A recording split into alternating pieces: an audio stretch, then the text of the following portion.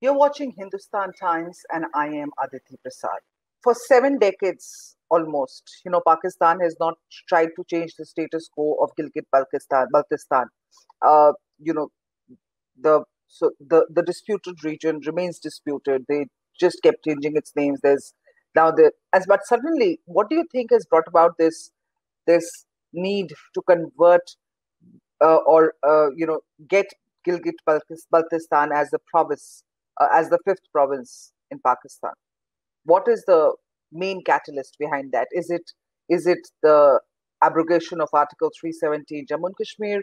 Is that and is that a catalyst, or is it China and the corridor, the China Pakistan Economic Corridor project that they're building there, and need for China to have more control in the region? You see, there are several point of views regarding the answer to your question. There's several point of views at the moment, but what I personally think is this is this election. Basically, they are trying to get uh, an assembly elected in Gilgit-Baltistan that could then pass a resolution that Gilgit-Baltistan should become fifth province of Pakistan. Then they would write to the parliament in Pakistan, parliament would approve it, and they would manipulate and do something like that. But the question is, what you ask is, what has instigated this? What has suddenly, brought this on as a top Pakistani Right, agenda? right. That is CPAC. Most people say that China, some of the Kashmiri leaders are talking about, no, no, no, it's not China, it's nothing to do with China, but everything is to do with China. China's CPAC corridor, this Belt and Road corridor passes through our Gilgit-Baltistan.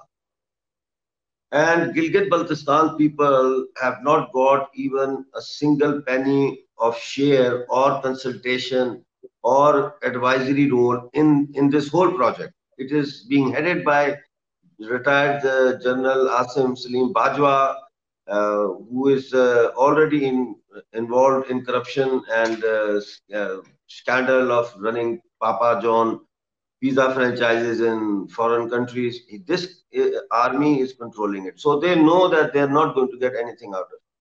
So it is a very vulnerable situation. So China does not want to,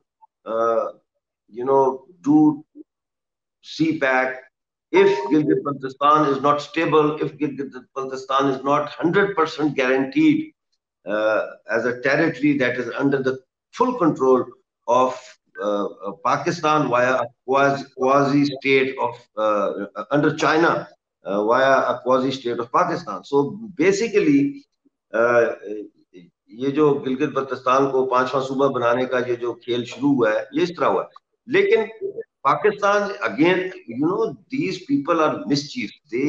Pakistan army and Pakistan top bureaucracy, they are the worst kind of manipulators you can ever come across. So on one end, they are doing this, there are elections going on and democracy, and on the other hand, they're showing the people of Pakistan, Dekho, India abrogated 370. We will bring Gilgit-Baltistan as a fifth province, and then in the years to come, we will bring Azad Kashmir as a sixth province. Right. No, India has, of course, heavily come down on Pakistan for its decision to hold general elections in Baltistan, and said that any action to alter the status of the military occupied region has really no legal basis. That is what I said yesterday at the UNHRC as well. I said all of these projects of Belt and Road Initiative are illegal. United Nations should intervene. But I think India should approach United Nations and India should get a stay order from United Nations that United Nations should order all projects to be halted until the Kashmir issue or the Gilgit-Baltistan issue is resolved. And that is possible. That can be done. So that is what I propose, that our government goes to the United Nations and gets a stay order. That is the only way that we can now stop the plunder of Gilgit-Baltistan.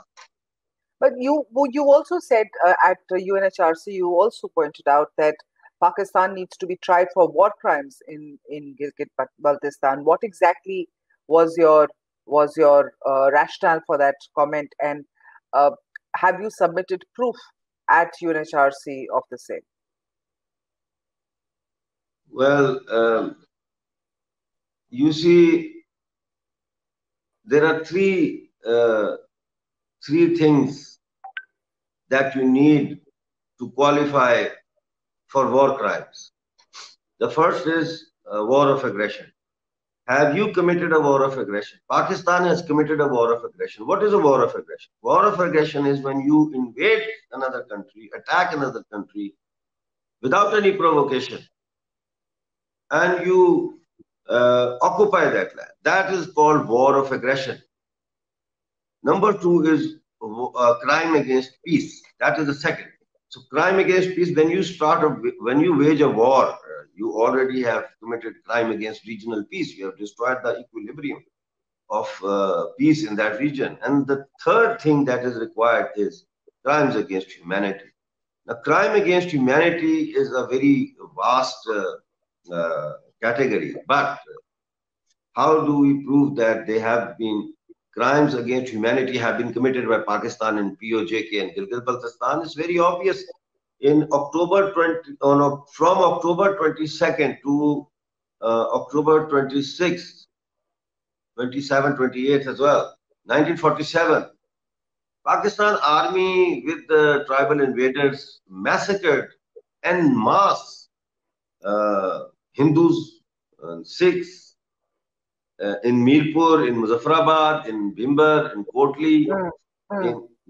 So that is crime against humanity. So these three categories are enough to qualify Pakistan for war crimes and get Pakistan tried. And I'm amazed that up till today, any former Indian government has not thought about it, because if we take Pakistan to the court and get it tried for war crimes, then the Right. whole case of Jammu and Kashmir will fall out of the window. That's it. It won't stand, and they should be tried. What are they doing in Balochistan? Those are war crimes. They are throwing people up from the helicopters. Women, they are taking them up in the helicopter, military helicopter, then they are just pushing them out of the helicopter, and they drop thousands of feet and die.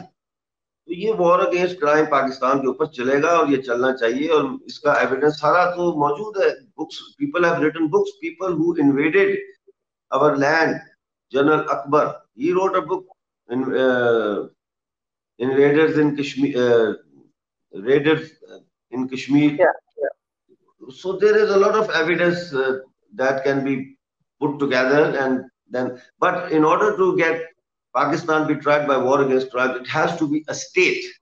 So the state of India has to, I can be the petitioner, but India has to file the case as a state, because a state goes and files a state against a state that this state has committed, war crimes against our state.